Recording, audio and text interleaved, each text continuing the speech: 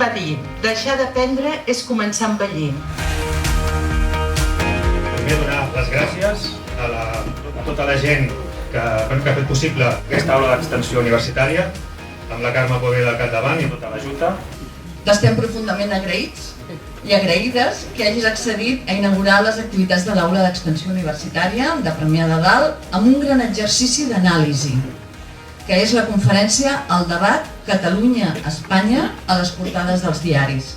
Moltes gràcies, Antoni, per compartir amb nosaltres el teu coneixement. Les meves germanes i jo vam ser la primera generació de tota la família que vam poder anar a la universitat. I vam poder-hi anar perquè els meus pares van fer una cosa que molts pares han fet, que molts pares fan a tot el món, que és, i ho diré amb una expressió catalana que comença a estar en desús però que a mi m'agrada molt, que és estar-se de moltes coses perquè nosaltres poguéssim estudiar.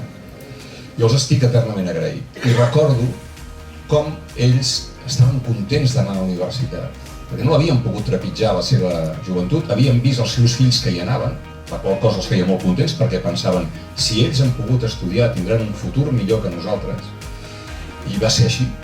Però ells estaven contents de trepitjar la universitat i per tant cada vegada que soc convidat a una aula d'extensió universitària tinc un record per ells.